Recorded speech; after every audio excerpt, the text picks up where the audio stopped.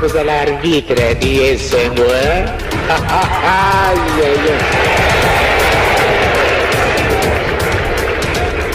Iyo muntu mwindo zakuluba odi ngumba batu mwindo iyo moko mwindo okukada wapye.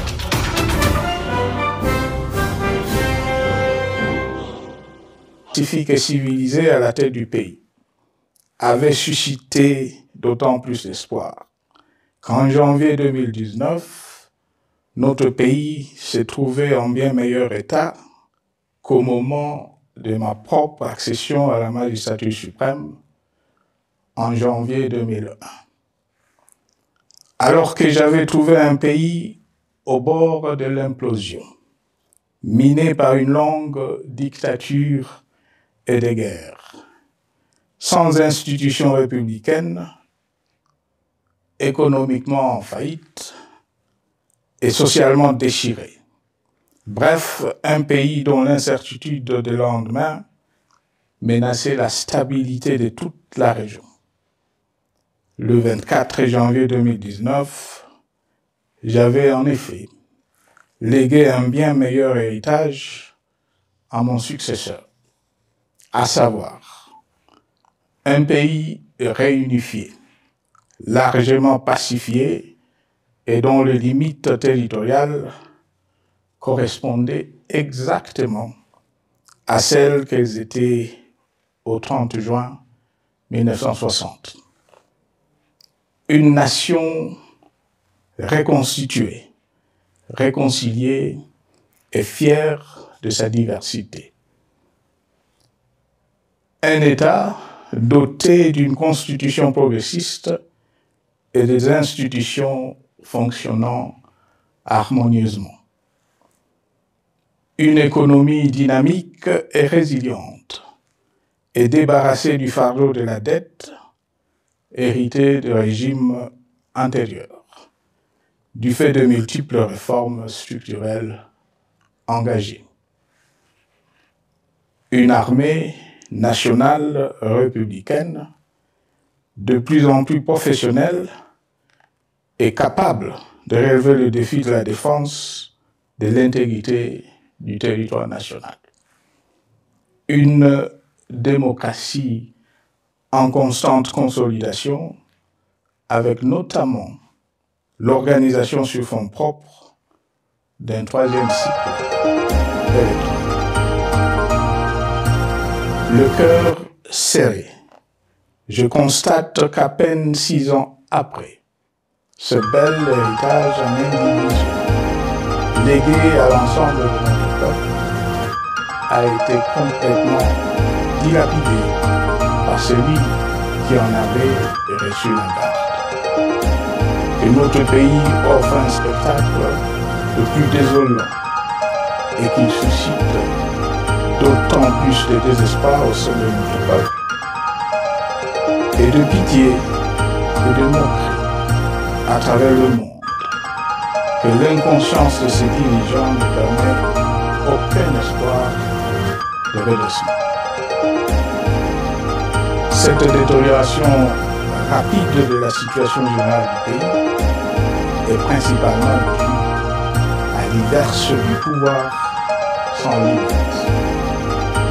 De nouveaux dirigeants subissent en effet, par une série de mises en cause, règnements et violations intentionnelles de la Constitution, avec en toile de fond la volonté irrésistible de concentrer tout le pouvoir entre les mains d'un seul homme, au mépris du pacte qui cimentait la cohésion de notre peuple.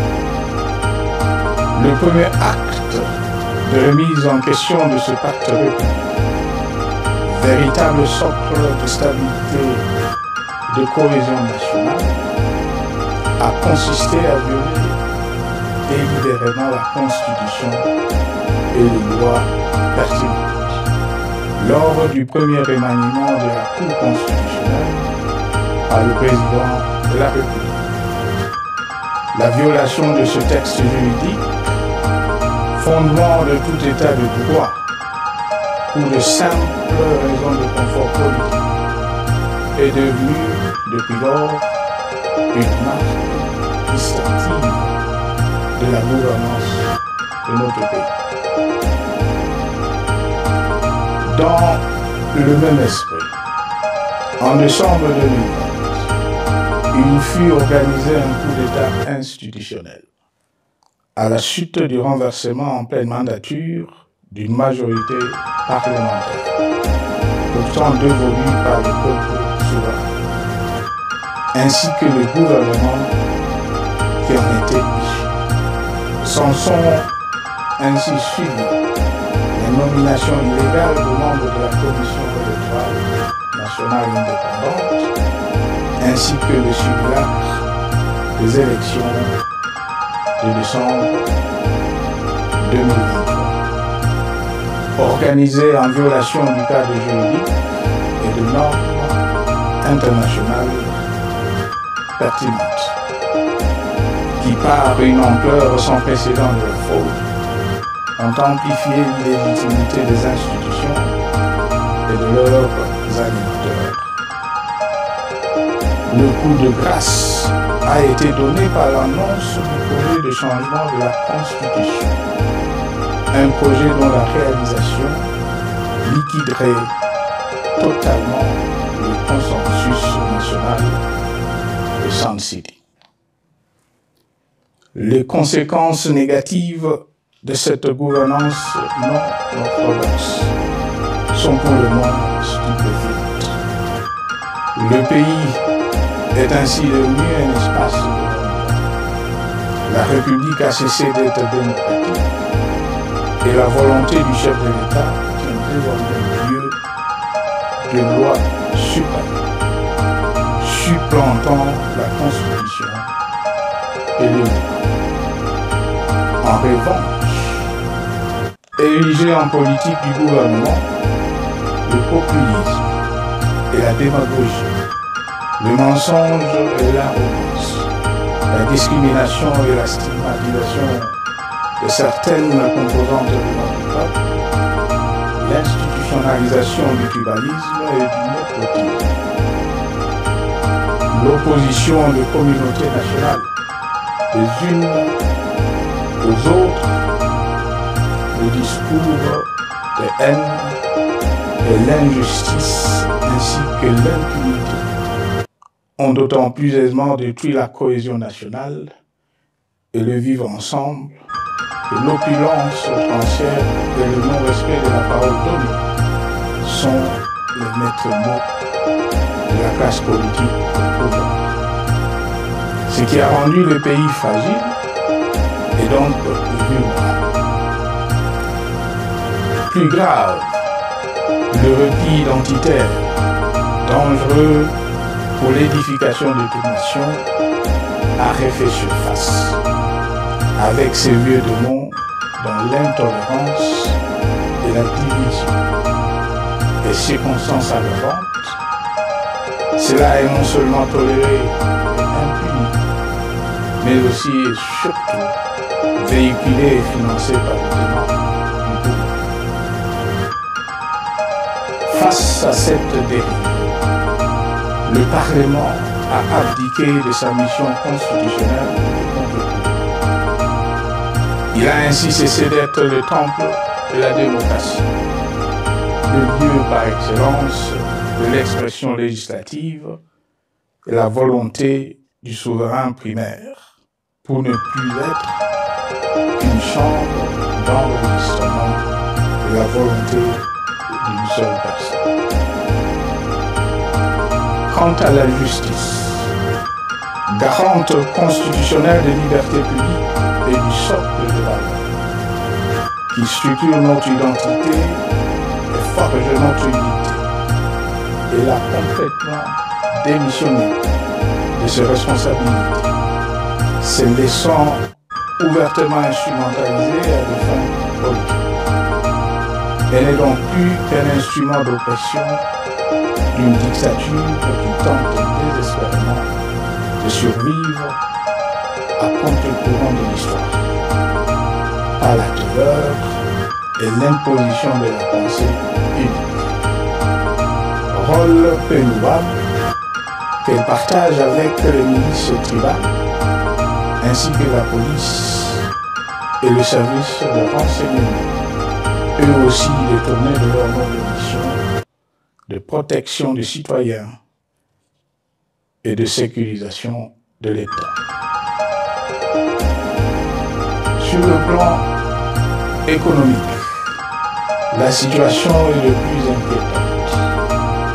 Malgré l'augmentation des recettes publiques, essentiellement due à l'arrivée à maturité de toutes les réformes courageusement votées de 2002 à 2018, notamment le nouveau code minier, forestier, les hydrocarbures, les assurances et de la sous-traitance, et un niveau d'aide financière accru de la part des institutions de redevance.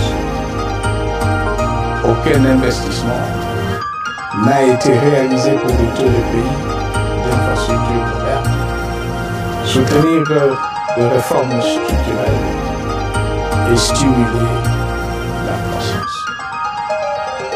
Par contre, l'inflation et la dépréciation monétaire, jadis vaincues, sont de retour.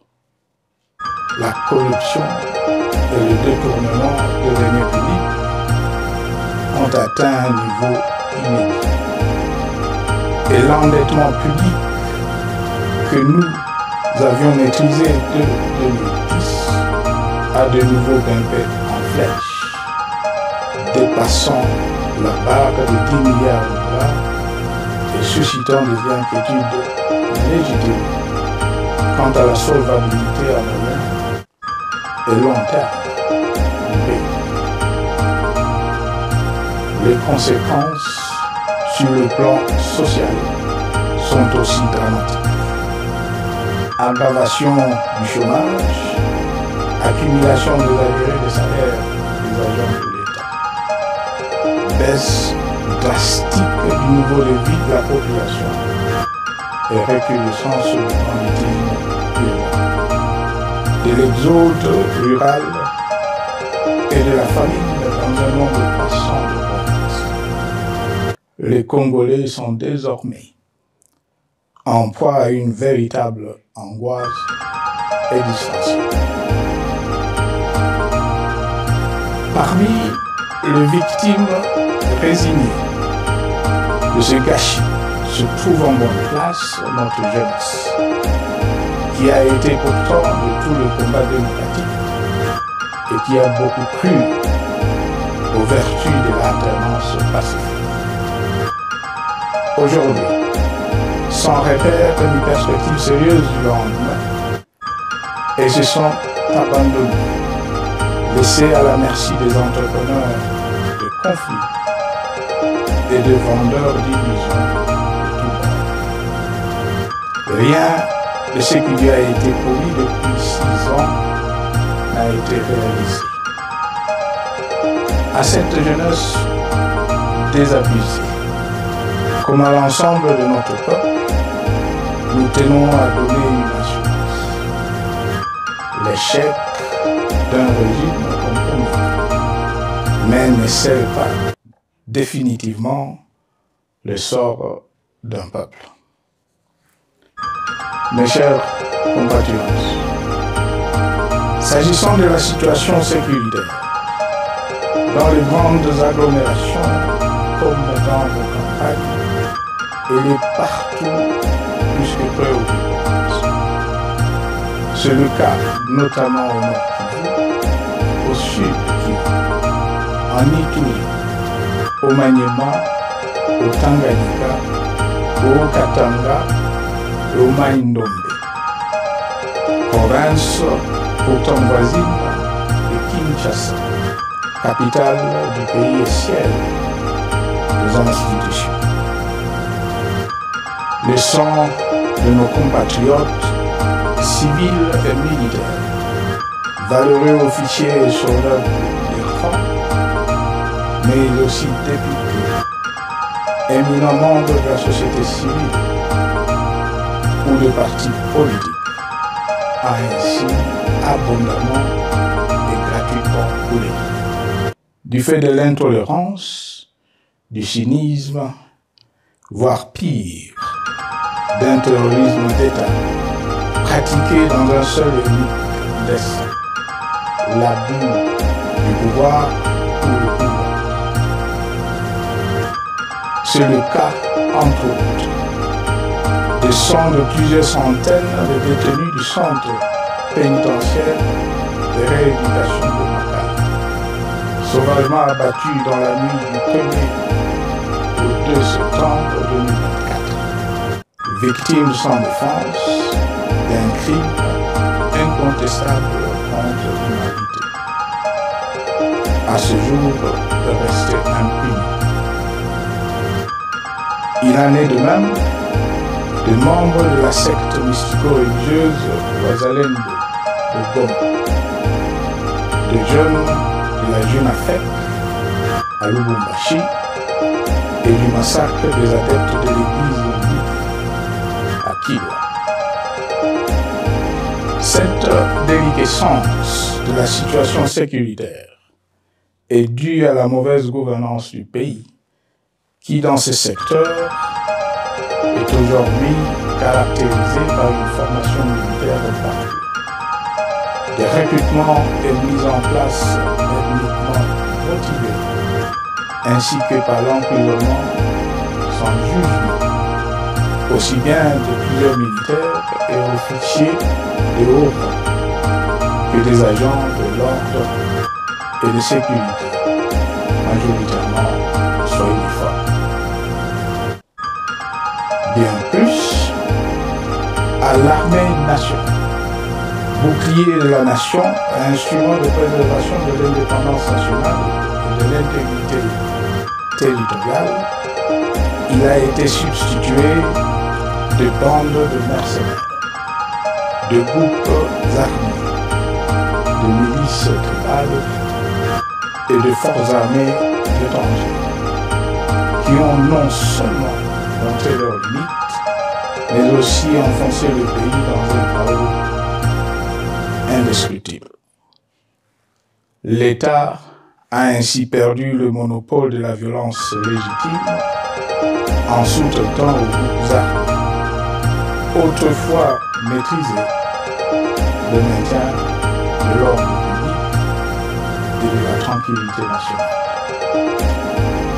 Et comme si cela ne suffisait pas, l'armée nationale est vilipendée, conspuée et tournée en dérision par les autorités qui n'assument jamais rien, alors qu'elles sont censées veiller à sa consolidation et à sa respectabilité.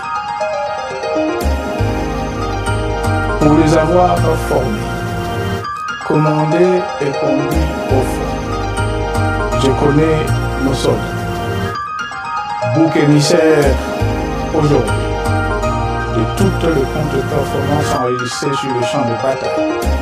Ils ne sont pourtant pas intrinsèquement moins bons, moins nationalistes et moins loyaux. Ce qui a changé entre-temps, c'est la qualité du commandement et de leur prise en charge. Au niveau régional, le gouvernement a levé l'option désastreuse de se détourner de deux principaux instruments internationaux qui étaient à la base de l'architecture régionale de paix et de sécurité, laquelle avait permis la stabilité régionale que le président actuel avait trouvée lors de son accession au pouvoir, à savoir le pacte sur la sécurité, la stabilité et le développement dans la région de Goma, et l'accord cadre pour la paix, la sécurité et la coopération pour la République démocratique du Congo et la région. Plus grave encore, en faisant des forces négatives, des FDLR, ainsi que des centaines de groupes armés congolais, des supplétifs des forces armées de la République démocratique du Congo, le gouvernement a ouvert la voie à la régionalisation du conflit, avec des conséquences inévitables sur la stabilité de la région. Mes chers compatriotes, alors que sur le plan institutionnel, politique, économique et social, les fondamentaux avaient été établis et que le pays avait été placé sur la rampe de lancement, prêt à décoller. Nous voici hélas, en un temps record, soit 6 ans, de nouveau calme. Seul d'un État failli, divisé, désintégré, au bord de l'implosion, inscrit en bonne place au palmarès de pays pauvres, le plus corrompu et très endetté. En atteste tout le rapport tant du Conseil de sécurité des Nations Unies que ceux sur l'indice de développement humain et sur la pauvreté. La crise qui déchire notre pays est donc profonde et multidimensionnelle. Sa solution doit être nécessairement globale. Toute autre approche n'a donc aucune chance de conduire à une paix durable. Bien plus, le Congo est intemporel. Il n'appartient pas à tel ou tel régime politique. Ce dernier étant par définition rotatif et donc passager en démocratie. Il appartient plutôt au peuple congolais dans sa grande diversité. Ce qui est vrai du Congo l'est aussi des immenses ressources du sol et du sous-sol dont il regorge et qui sont essentielles à la croissance et au développement à l'échelle internationale.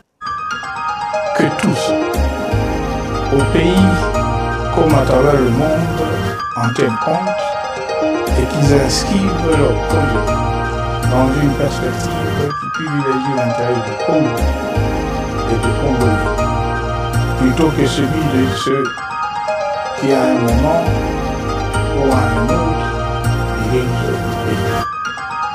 Cela est pour sauver le Congo, les griefs légitimes du peuple congolais contre le régime en place ne peuvent être éludés.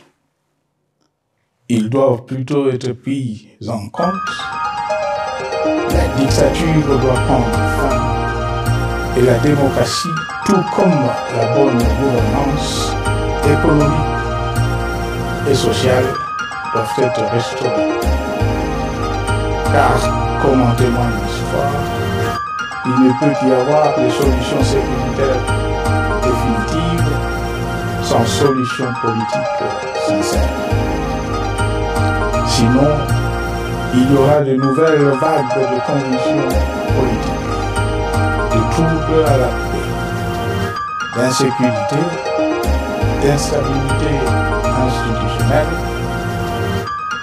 de conflits armés et de guerres civiles. Perspective qu'en toute responsabilité, nous Congolais ne pouvons plus nous permettre.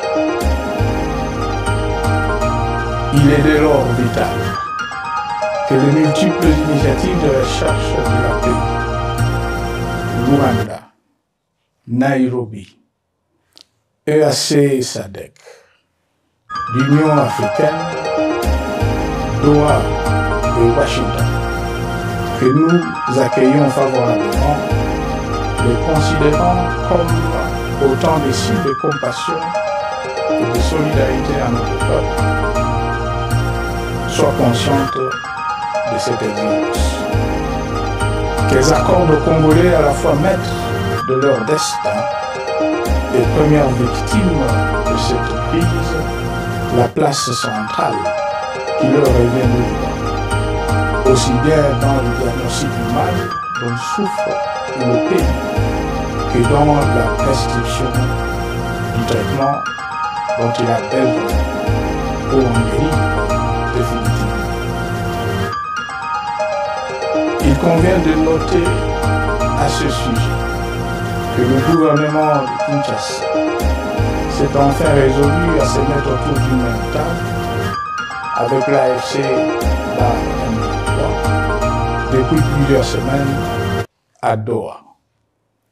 Même si, bizarrement, il continue à considérer comme un crime le fait que les autres Congolais se parlent entre eux. C'est le mieux pour nous de saluer la démarche des évêques de la SEMCO et de l'ECC, qui a le mérite de n'exclure du débat aucun sujet, ni aucun de nos compatriotes. Sans être parfaite, cette initiative conjointe des églises mérite le soutien et, si nécessaire, des enrichissements de la part de notre peuple. Mes chers compatriotes, une fois n'étant pas coutume, il convient de dénoncer la falsification de l'histoire par ceux dont le jeu pervers dans l'opposition à la guerre, comme aujourd'hui au pouvoir, a consisté et consiste encore à calomnier, à diffamer, à diaboliser et à diviser pour gagner et régner, à se défausser sur les autres pour justifier leur contre-performance, quelles qu'en soient les conséquences sur la cohésion nationale ou en termes de vie humaine injustement brisée ou perdue.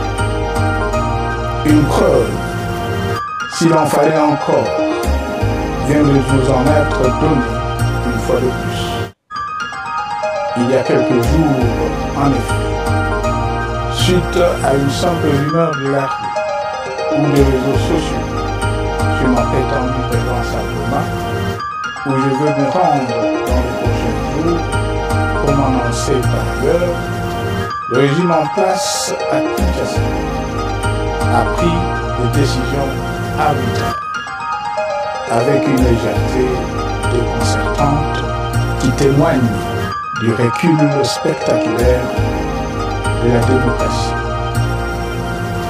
Mieux que quiconque, vous savez que pour moi, le Congo est la priorité absolue, que sa souveraineté et son intégrité territoriale ne sont pas négociables, que mon engagement pour la démocratie, la cohésion nationale, la paix et la stabilité n'est pas un slogan creux, et que le respect de la Constitution et des lois du pays, autant que celui de la parole donnée, sont sacrés.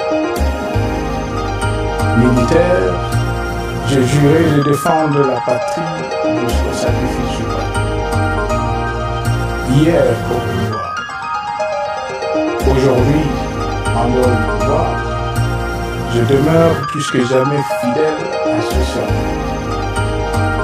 En ce moment où le pays est de nouveau divisé, appelé par le destin, j'ai le devoir d'œuvrer à la recherche de la paix et de contribuer à la reconstruction de notre pays qui se meurt. C'est dans cet esprit que j'ai choisi ce moment pour exprimer ma sympathie à l'endroit de toutes les victimes du conflit, de réconforter et marquer ma solidarité avec la population de la partie orientale. Vous, qui êtes abandonnés par le pouvoir central, qui semble avoir pris le parti de vous punir, entre autres, en déconnectant les institutions financières du réseau bancaire national, et en restreignant le mouvement de personnes et de biens. Ces décisions et bien d'autres vous asphyxient et rendent votre vie plus précaire que jamais. J'en appelle aux uns et aux autres, en particulier au gouvernement, d'humaniser les conditions de vie de nos compatriotes de cette partie du territoire national. Ils ont droit à la vie, à la scolarisation de leurs enfants et aux autres conditions du bien-être. En entendant le rétablissement de l'autorité de l'État sur toute l'étendue du territoire national, j'invite les tenants du pouvoir à protéger la population. De même, l'armée, la justice, les autres structures en charge de l'ordre et de la sécurité doivent être véritablement au service de la population et répondre à ses aspirations.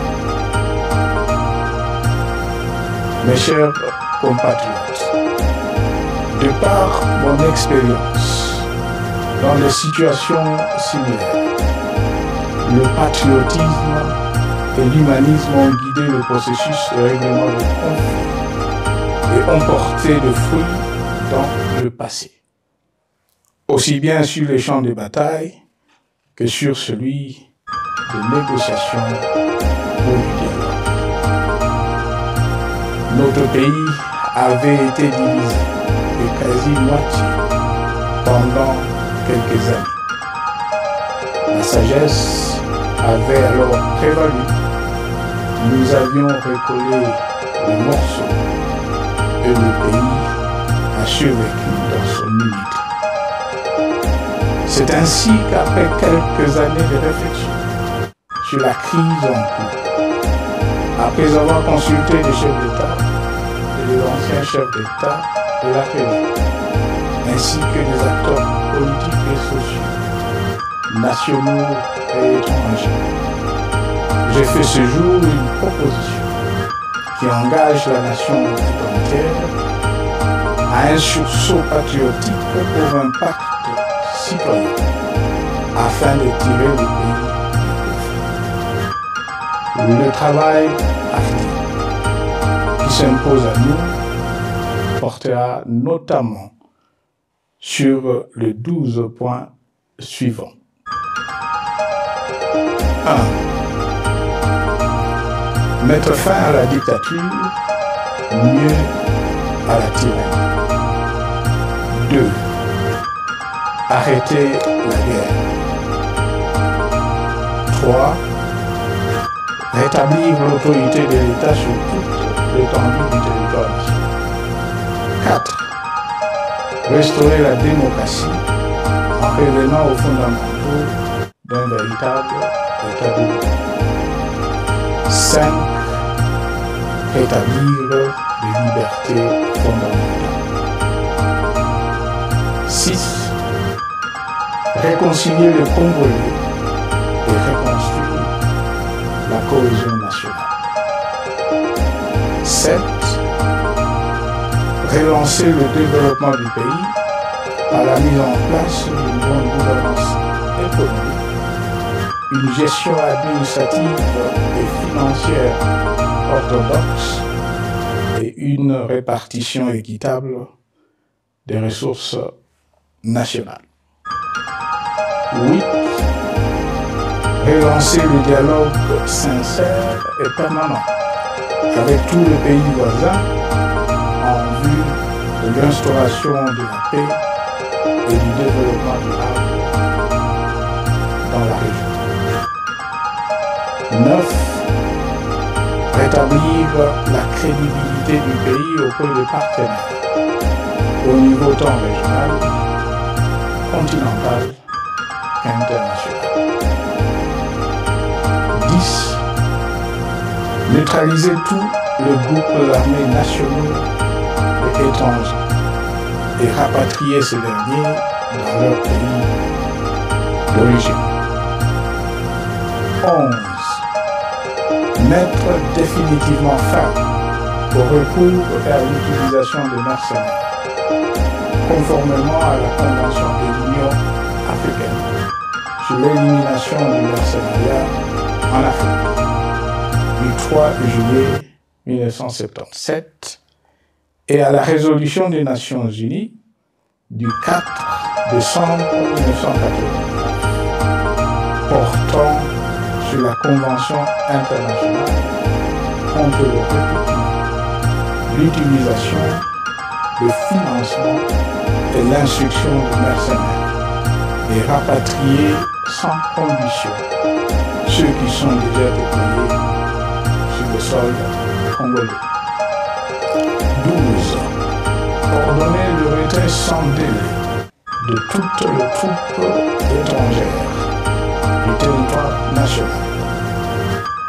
À ce sujet, je salue la décision sage du pays de la SADC de retirer les troupes de la SADC de notre pays. Vu l'immensité de la tâche ainsi décrite, je lance un appel solennel à tous les Congolais, sans distinction de sexe, d'ethnie, d'âge, de classe sociale, de zone géographique ou d'appartenance politique, qui aiment passionnément le Congo, qui sont prêts à tous les sacrifices, qui adhèrent sans réserve au pacte républicain de Saint-City et qui tiennent le respect de la Constitution du 18 février 2006, à s'unir autour de ces objectifs. Il s'agit de la refondation de l'État et de l'édification d'un pays qui a perdu ses repères. Mobilisons-nous et mettons à profit tous les moyens à notre disposition pour restaurer l'unité nationale, sauver le Congo et préserver son indépendance. Car l'Afrique et le monde nous regardent. Mes chers compatriotes, le Congo vaut mieux que la caricature en donne ses dirigeants actuels. Le Congo mérite mieux que cette politique extérieure faite de jérémiades et de non-d'ici.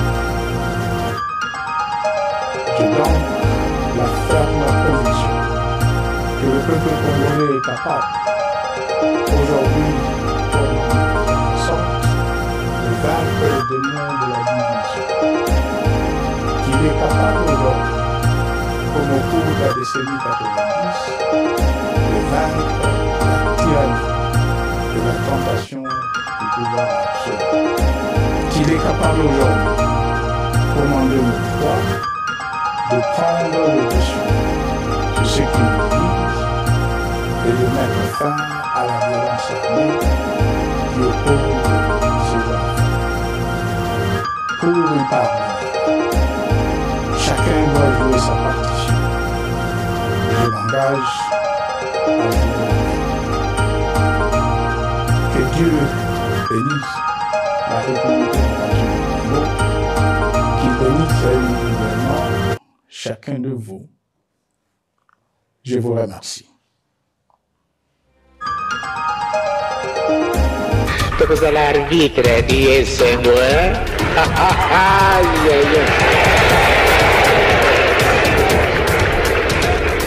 Iyo muntu mwindo zakuluba odi ngumba batu mwindo iyo moko mwindo okukenda wapi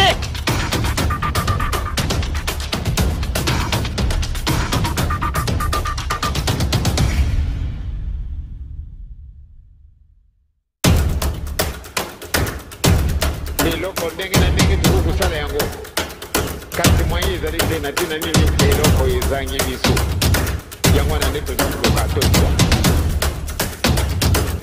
esekesamani na yo mwana fobosi mokimbango yibandako na tata na yo tata na yo alingaka nini tata na yo alingaka nini te malamu nde jona ngai toyiba makambo wana pamba te azali tata na biso mais apesi biso bacondition boluka liboso bokontina likolo maso bakopesa mana biso likambo yango ezali monene ezali tellement éloquent po ate toyiba volonté na tata na biso